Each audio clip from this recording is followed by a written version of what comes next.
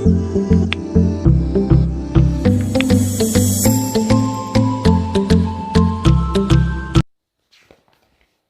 everyone. Today we'll start with the chapter heat. Okay, chapter number 5. This will be our second chapter for final term. So first of all, before starting heat, let us try to understand the difference between hot and cold. Okay, we'll try to understand the difference between hot and cold. If the body is hot, it has more heat energy. If the body is cold, it has less heat energy. Right now, so heat is basically a form of energy. Okay, heat is basically a form of energy. So if you get the question, define heat, if I don't, if the question comes define heat, the answer will be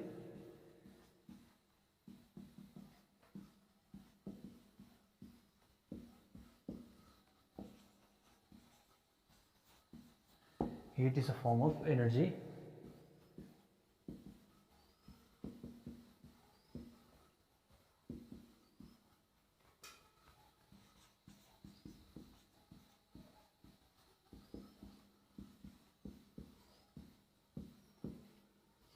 which flows from hot body to cold body in contact. If one hot body and if one cold body are in contact, then the heat flows from hot body to cold body. So there is a movement of heat. Okay, there is a movement of heat. So how does the heat flow? How does the heat flow? If you want to look at the book, it is in page number 57. Okay, whatever we are discussing right now, it is in page number 57. So how does the heat flow? Suppose this is a hot body. Hot body means at higher temperature, and suppose this is a cold body. Cold body means at lower temperature. If hot body and cold body are in contact, heat flows from hot body to cold body, or heat flows from the body at higher temperature to the body at lower temperature. Okay, so suppose this is high temperature and this body is at low temperature. This is hot body, this is cold body. In which direction the heat flows? Heat flows from high temperature to low temperature, or from hot body to cold body when they are in contact. Okay, when they are in contact. Alright, now in the same page you will find unit of heat. How do we measure heat? Okay, what are the units of heat?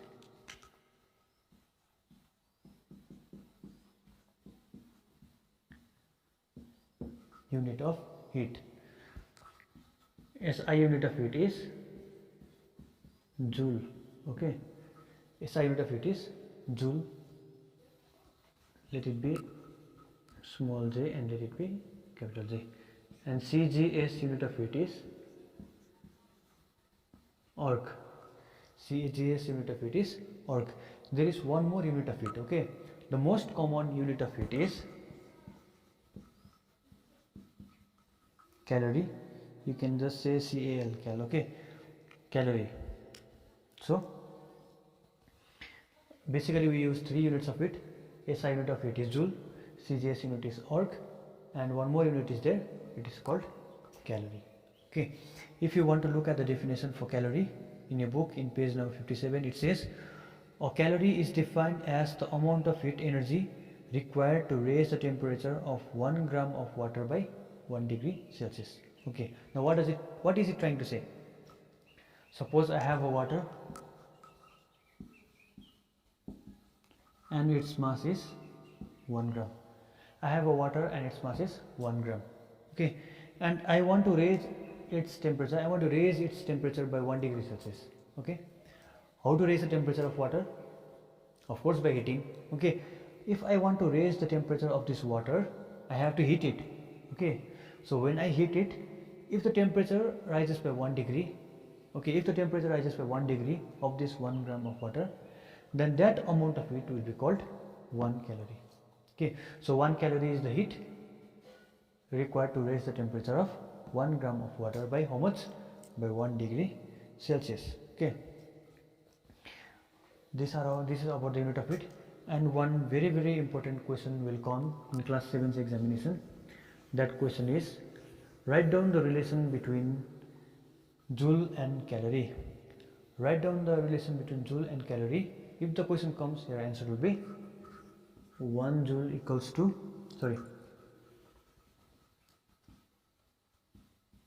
1 calorie equals to 4.186 joule. To make it simple, you can write 1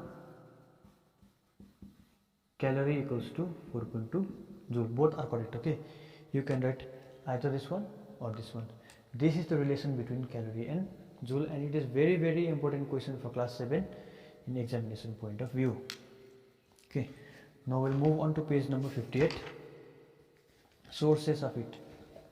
What are the sources of it? I don't think I have to discuss this in details, isn't it? By now you all know what are the sources of it. There are natural sources, there are artificial source which is made by man, isn't it? So the ultimate natural source of heat is sun. Okay, sun.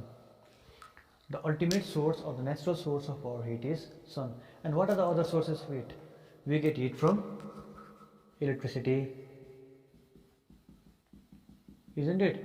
We get heat from electricity like heater, okay, the bulb, and we get heat from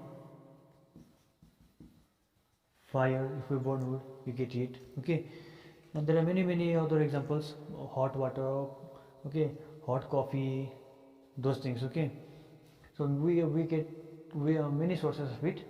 The most important or the natural one is sun. Okay, so if the question comes, what are the sources of heat? You can write sun, electricity, fire, hot water, okay, hot coffee, hot tea. You can write anything. Now, since we are discussing fire, okay, not all substances catch fire. Okay, many substances catch fire.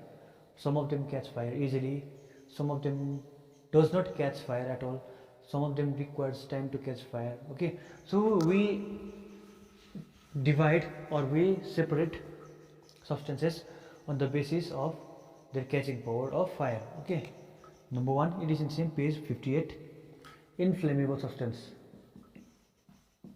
FLA.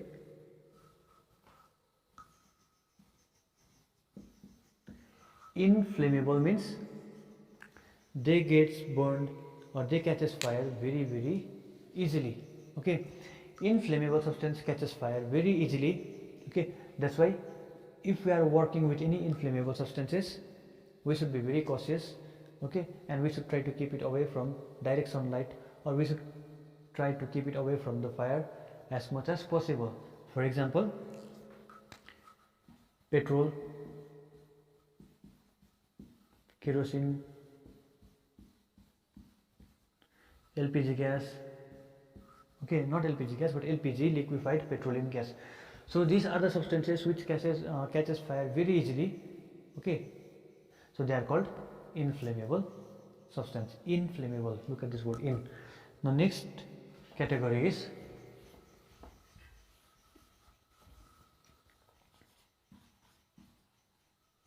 non-flammable substance.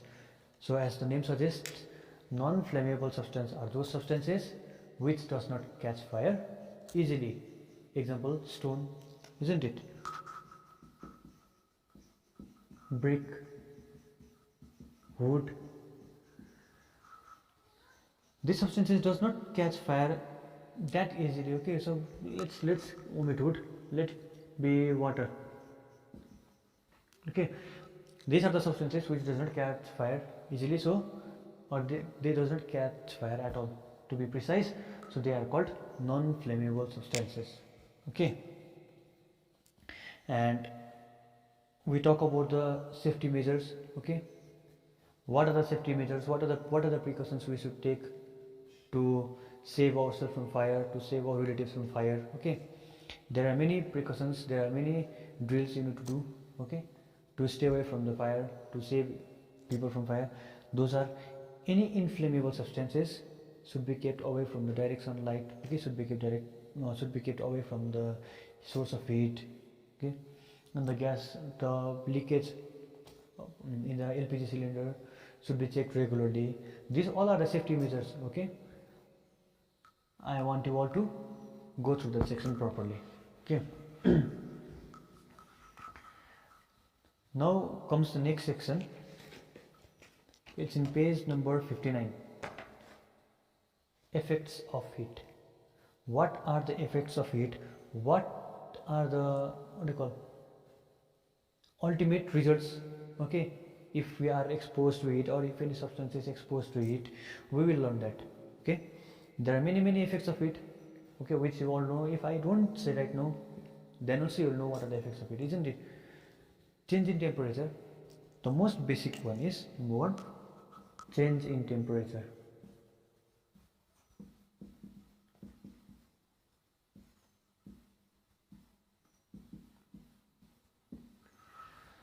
If a substance is at 0 degree Celsius, if we heat it, it may become 1 degree, it may become 2 degree, it may become 3 degree.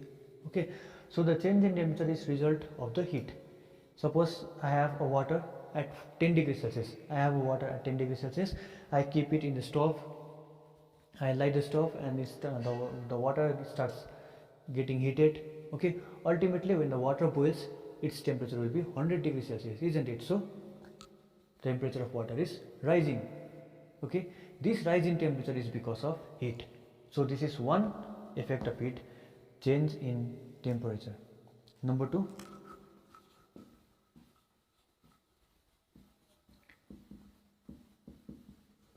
change in size. We call this thermal expansion. Okay, very important topic. We will learn this in part 2. Okay, later on. So the change in size. What causes change in size? Heating, of course. When you heat a substance, its volume increases, its size, not volume, but its size increases. Okay, so this increase in size is also because of heat. For example, suppose I have this. If this is an iron rod, if I heat this, it will expand. Okay, that expansion is because of heat. So heat causes change in size. Number three,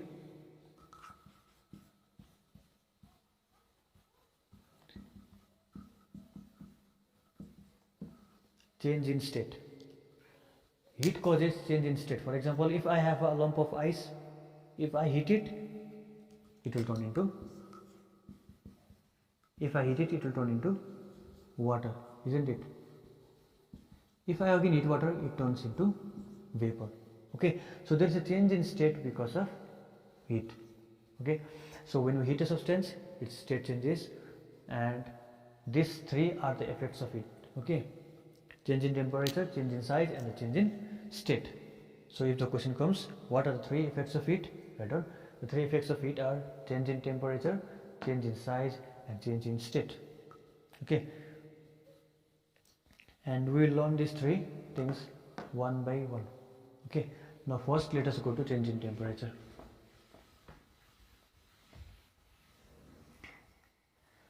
So change in temperature, first of all, what is temperature?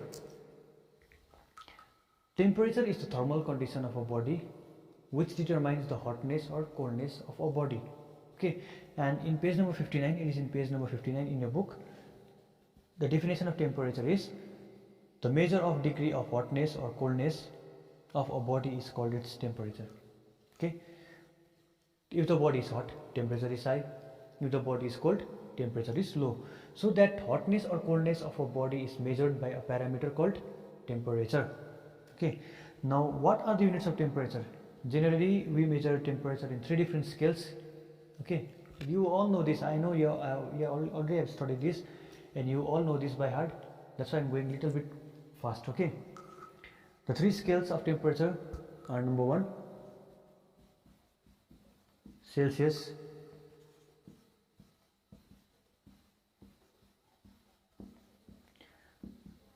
Fahrenheit, and number three, Kelvin. There are three scales of temperature: Celsius, Fahrenheit, and Kelvin. Okay, if anyone asks you what is the unit of temperature, you can say the unit of temperature is Celsius, the unit of temperature is Fahrenheit, unit of temperature is Kelvin. Okay, you can say anything, but mostly Kelvin is used. Okay, mostly the unit of temperature we call Kelvin. Alright, now there is something called lower fixed point and upper fixed point. Okay, there is something called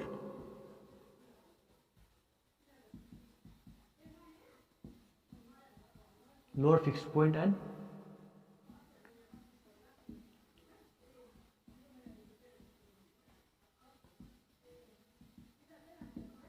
upper fixed point. Okay, there is something called lower fixed point and upper fixed point. Lower fixed point means the temperature at which water turns into ice. Upper fixed point means the temperature at which water turns into vapor. Boiling point. Okay, freezing point, boiling point. Now since we are talking about temperature, I already told you temperature means the measurement of hotness or coldness of a body. Okay, if the body is hot, temperature will become high.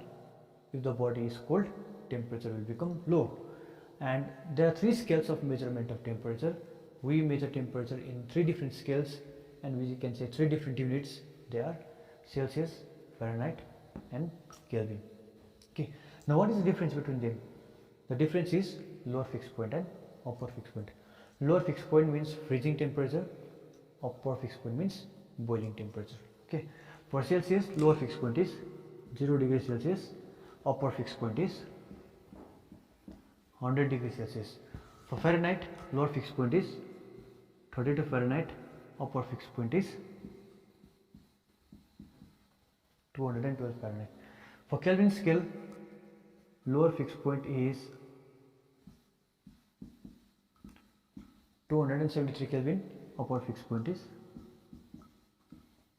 373 Kelvin. I want you all to remember this. Okay, upper fixed point and lower fixed point for three different scales of temperature.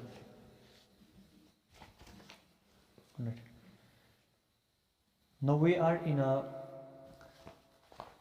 almost last part of our first part. Okay, last section of our first part, and that last section says relation between different parts, different scales of temperature.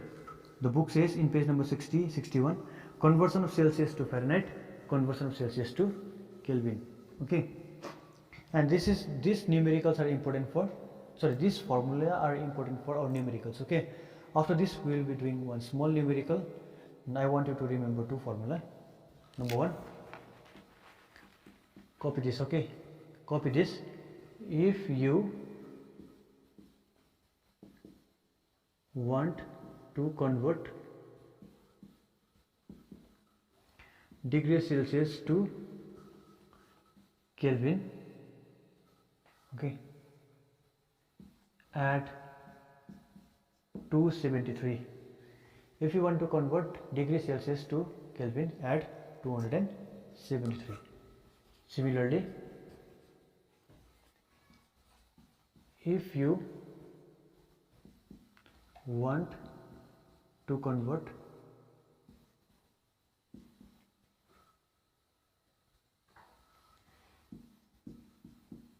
Kelvin to degree Celsius, subtract 273. We will do examples, don't worry, we will solve examples, numerical examples, but first keep these points in mind. Okay, very, very important for examination. If you want to convert degree Celsius to Kelvin, you have to add 273. If you want to convert Kelvin to degree Celsius, subtract 273. Okay, as simple as that. Number 3,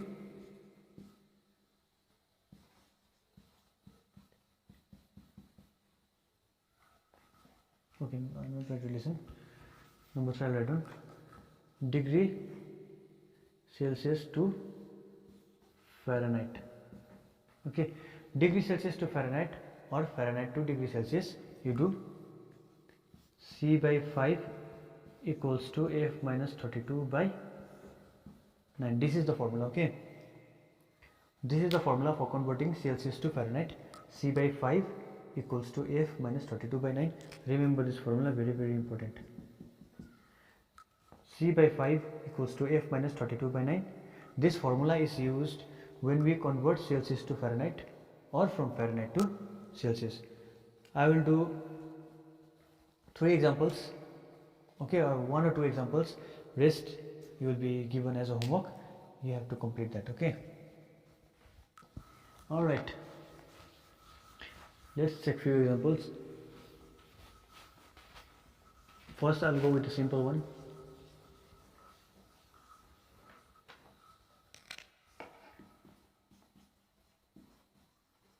Convert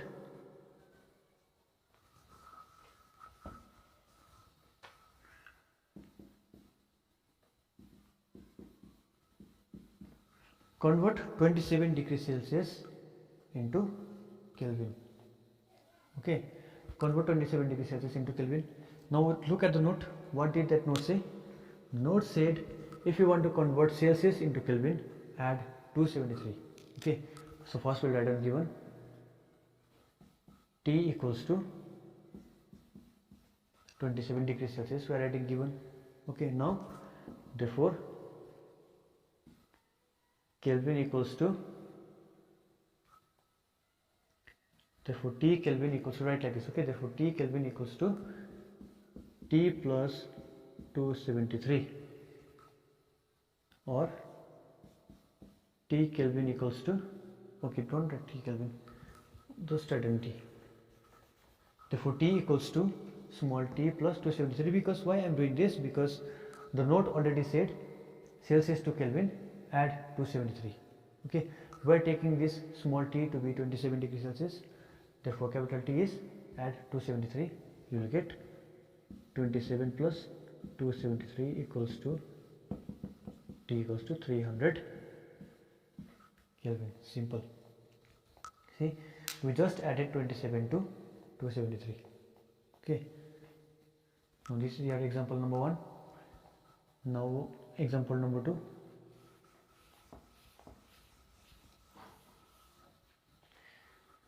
For Kelvin we are writing capital T, for degree Celsius we are writing small t, don't get confused. Okay, convert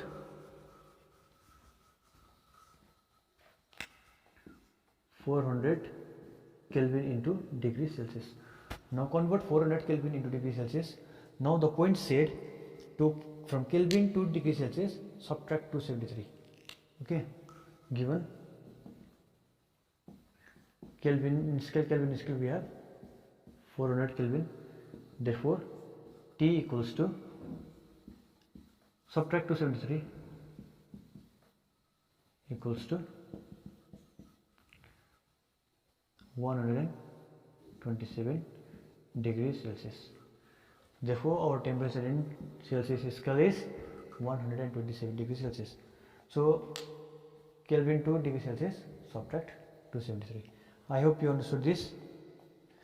Convert 20 degrees Celsius to Fahrenheit. You can use the formula which is given in the book in page number 61. In page number 61 you will see there are two formulae. If Celsius is given, if you want to find Fahrenheit, you can use this formula. F equals to 9 by 5 into C plus 32. Use this formula to find Celsius to Fahrenheit. Okay, or F equals to 9 by 5. Same numerical I am doing in two ways. Okay, in place of C, how much I will write down?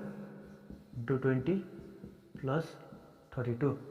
5 1s are 5, 5 4s are 20, equals to 36 plus 32 equals to 68 degree Fahrenheit. This is my answer. Okay, so conversion from Celsius to Fahrenheit.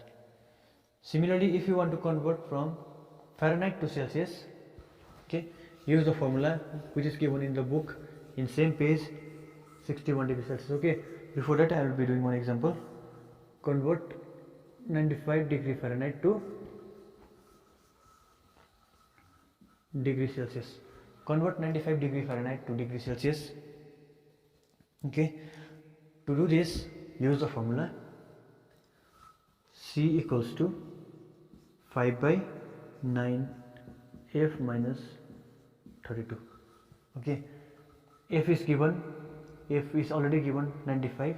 Okay, or C equals to 5 by 9, F is 95 minus 32, or C equals to 5 by 9, 95 minus 32 is 3, 663.